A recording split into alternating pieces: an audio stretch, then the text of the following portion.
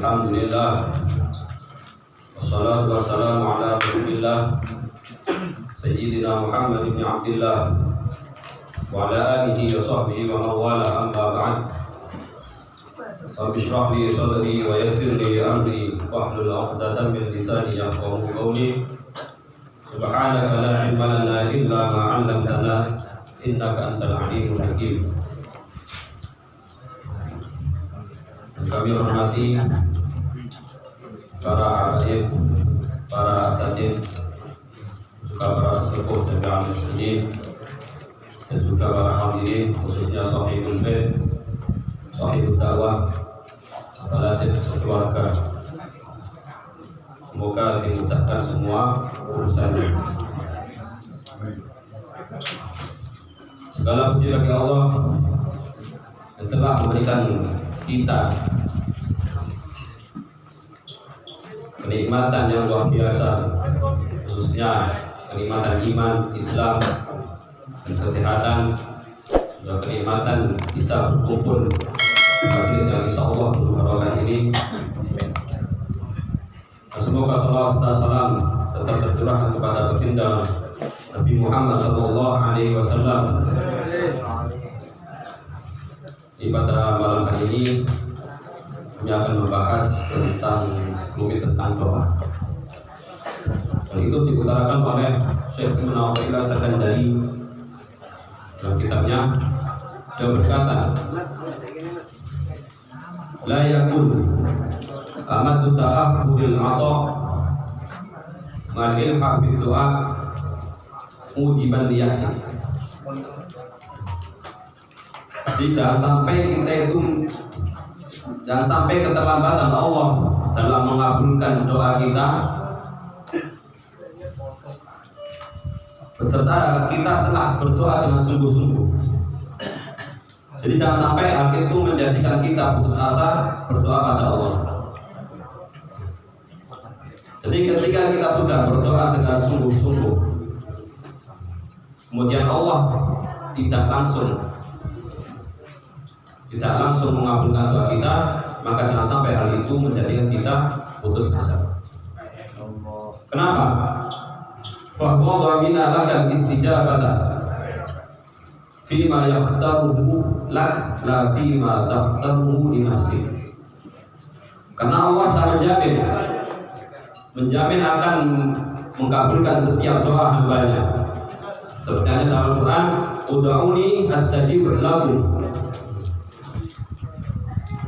Berdoalah kalian semua, maka akan saya kabulkan. Tapi perlu digarisbawahi, Allah akan mengabulkan doa kita fima yahtaruhu lak.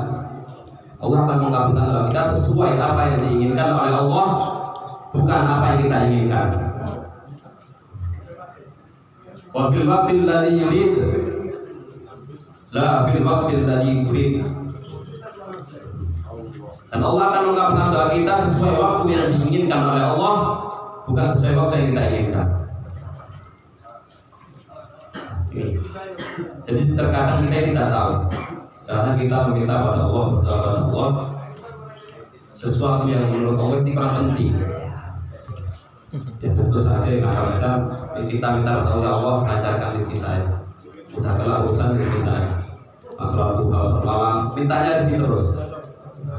Lah menurut Allah kurang penting. Allah tahu orang ini yang setiap hari minta uang, minta rezeki lancar. Ternyata Allah tahu orang ini kalau saya kasih uang, saya lancarkan rezekinya, rusak orang ini. Yang awalnya ahli ibadah, ada menjadi ahli maksiat. Atau yang awalnya sholat 5 waktu jamaah di masjid, gak pernah jamaah. Jadi Allah itu tahu apa yang terbaik untuk kita. Jadi Allah itu pasti akan mengabulkan doa kita sesuai yang telah diinginkan oleh Allah, bukan keinginan kita. Itu juga makanya penting juga dalam kita berdoa itu husnudzon pada Allah. Dan sampai kita merasa berburuk, bahwasanya Allah itu tidak mampu untuk mengabulkan doa kita. Bukan seperti itu. Kan ketika kita mau bepergian naik bis atau naik pesawat, kita berdoa semoga perjalanan saya selamat, semoga tidak telat atau terbagian tiket. Ternyata sampai di bandara tiketnya hangus atau tiket busnya hangus. Setengah jam kemudian ternyata ada kabar bahwasanya pesawat yang mau dinaiki ternyata kecelakaan. Kalau kita harus ternyata ada hal yang lebih penting, sesuatu hal yang lebih penting, yang lebih berharga bagi kita. Dan juga waktu dikabulkan doa itu sesuai keinginan Allah. Mungkin tidak sekarang, minggu depan atau tahun depan atau 2 tahun ke depan. Seperti hanya kita ingin haji tahun sekarang, ya tunda oleh Allah 3 tahun ke depan. Nah, pas ketepatan dengan haji akbar. Kan kita tahu, makanya Imam Ali Habsyi mengatakan, la fi dzalika ta'khir kullu matma'i. Barangkali dengan diakhirkan hal tersebut, dengan diakhirkan doa kita akan mendapatkan semua apa yang kita inginkan. Maka kita harus tahu maksud doa itu apa, sehingga Allah menjamin atau berjanji akan mengabulkan doa kita. Karena dalam bahasa Arab ada doa, ada al-tolab. Ini berbeda. Maka kalau al-tolab itu minta, kita minta. Kalau doa itu minta kepada Allah secara khusus. Maka Syekh Imam Al-Buti mengatakan dalam syaratnya, beliau menjelaskan yang nama doa itu harus terpenuhi 2 syarat. Ada 2 syarat yang harus kita penuhi dalam berdoa. Yang pertama yaitu yang dotul qalbi wal masyaa'ir, jadi kesadaran hati dan pikiran kita. Jadi ketika kita doa, kita sadar apa yang kita baca. Jadi kita sadar dan menghadap kepada Allah dengan penuh kekhusyuan dan penuh kesadaran bahwasanya kita ini seorang budak yang lemah, seorang budak yang butuh kepada Allah. Dan kalau kita doa hanya sekedar membaca tanpa ada kekhusyuan, hanya sekedar baca bahkan sampai 10 halaman, 50 halaman mendapat, tapi kita gak sadar, gak ada khusyuk, itu bukan doa namanya, itu namanya tolak. Maka jangan mengharap dikabulkan karena bukan doa. Kemudian syarat yang kedua, harus ketika kita berdoa harus didahului permintaan maaf atau bertobat kepada Allah dari segala kemaksiatan yang kita lakukan. Di sebelum kita berdoa harus minta maaf kepada Allah. Sebagai contoh saja, walillahi ta'ala. Jadi ketika ada orang punya salah pada kita, jadi ada orang punya salah, ini kesalahannya sangat fatal. Ada orang punya salah pada kita yang membuat kita marah.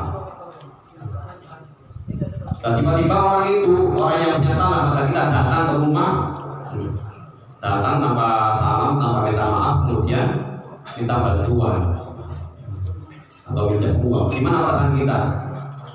Ya gak mungkin lah kita mengasih, gak mungkin.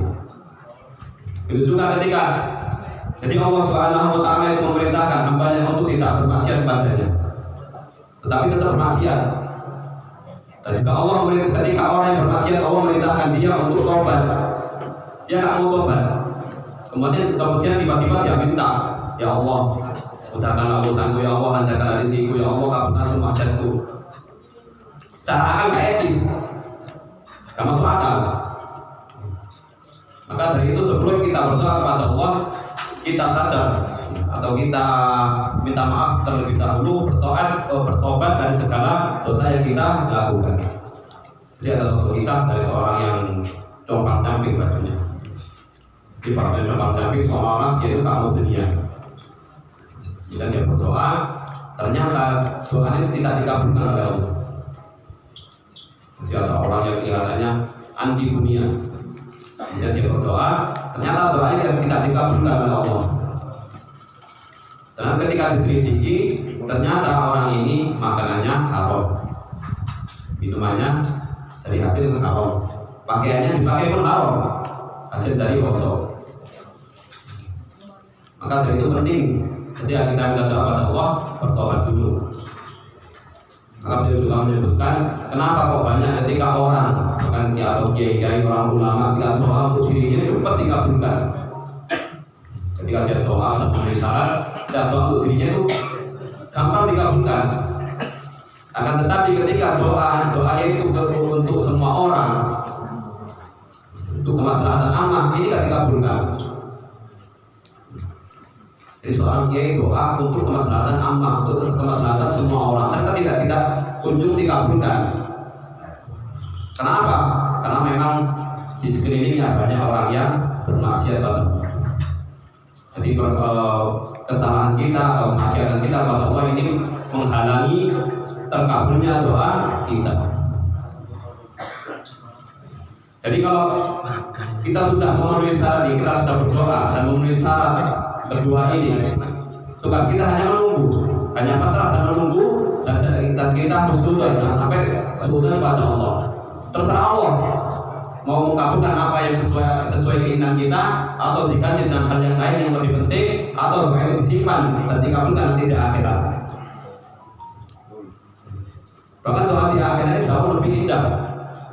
Karena nanti dikatakan ketika orang di akhirat ternyata tahu kalau doanya dikabulkan di akhirat. Dan dia mengatakan, ya Allah, kalau saja saya tahu doa saya dikabulkan di akhirat, maka saya minta semua doa saya yang dikabulkan dunia itu dikabulkan di akhirat. Saking indahnya. Kita ngambil suatu kisah Sayyidah Hannah Imran dalam surat Al-Imrannya, beliau setiap hari berdoa agar janinnya itu keluar anak laki-laki. Jadi beliau meminta agar dikaruniai anak laki-laki. Sayyidah Hannah setiap hari itu berdoa agar dikasih anak laki-laki.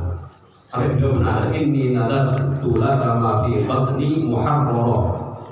Saya akan bernadar kalau memang yang tadi dalam perutku ini nanti keluar laki-laki, akan saya jadikan muharrar, akan saya jadikan sebagai pengabdi. Jadi ketika sampai beliau bernadar kalau sampai anaknya laki-laki, maka akan dijadikan sebagai pengabdi tempat beribadah. Ternyata apa? Ternyata yang keluar perempuan. Inti bodoh tuha unta. Walaysa dzakarukan unta wa inni sammaituha Maryam. Ternyata Sayyidah Hannah tidak melahirkan putra laki-laki, akan tapi melahirkan perempuan. Jelas perempuan tidak sama dengan laki-laki. Akhirnya dinamai dengan nama Siti Maryam. Pertanyaannya, apakah doa Sayyidah Hannah itu tidak dikabulkan? Tunggu dulu, doa beliau dikabulkan. Loh, kenapa perempuan? Lihat dulu, perempuannya seperti apa? Siti Maryam ini seorang perempuan yang dikasih oleh Allah kemuliaan yang sangat luar biasa. Bahkan meskipun perempuan tapi bisa mengabdi di tempat peribadahan. Jadi suatu ketika Sayyidina Zakaria itu datang pada Siti Maryam.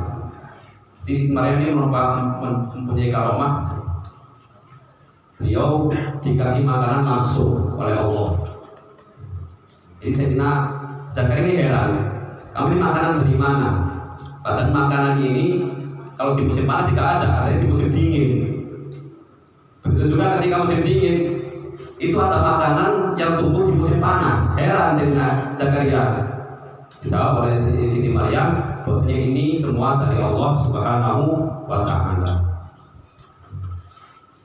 Bahkan suatu ketika Sayyidina Zakaria itu mengintip di mana tempat Siti Maryam ini berdoa. Di suatu ketika beliau menempati tempat Siti Maryam itu beribadah. Beliau berdoa ketika karunia berdoa di situ, dan ternyata doanya dikabulkan oleh Allah. Tidak berdiri di situ, kemudian Siti Maryam hanya Allah memerintahkan malaikat Jibril untuk meniupkan roh di perutnya Siti Maryam. Jadi Siti Maryam tanpa menikah, tiba-tiba ditiupkan roh di perut beliau, dan setelah melahirkan ternyata keluar anak laki-laki yang dinamakan Nabi Isa alaihi salam. Sudah kita tahu semua kemuliaan Nabi Isa, bahkan nanti di akhir zaman beliau akan diturunkan dengan membawa syariat Nabi Muhammad dan akan bergabung dengan umat Nabi Muhammad SAW. Jadi kalau kita lihat doa Sayyidah Hannah secara dohir seperti tidak dikabulkan, tapi tidak. Doa beliau dikabulkan dengan dikasih anak perempuan yang sangat mulia, yang oleh Allah dikasih semua kemuliaan, bahkan kemuliaannya melebihi anak laki-laki. Kemudian dikasih cucu yang bernama Nabi Isa. Jadi kalau tugas kita, kalau kita sudah berdoa dan sudah memenuhi syarat, maka kita pasrah dan menunggu apa yang dikasihkan oleh Allah pada kita. Mungkin saja Allah memberikan pada kita, kalau enggak pada anak kita, kalau enggak nanti di cucu kita, atau disimpan nanti dikabulkan di akhirat. Dan perlu diketahui doa dan kesalahan kita berdoa itu, kita menjadikan doa itu hanya sebagai perantara. Ini suatu kesalahan. Padahal doa ini merupakan tujuan. Doa ini merupakan tujuan. Dan doa ini merupakan ibadah. Kenapa seperti itu? Kalau kita menjadikan doa itu sebagai perantara, kalau kita berdoa kemudian dikabulkan oleh Allah, maka kita tidak mau doa lagi. Karena sebagai perantara saja. Atau kita berdoa dan tidak dikabulkan oleh Allah, maka kita tidak mau berdoa lagi. Jadi perlu diingat, jangan sampai kita itu putus asa untuk berdoa. Selalu berdoa karena Allah akan mengabulkan doa kita sesuai dengan keinginan Allah, bukan keinginan kita, dan di waktu yang diinginkan oleh Allah, bukan waktu yang diinginkan oleh kita. Yang terakhirnya, maaf. Wassalamualaikum warahmatullahi wabarakatuh.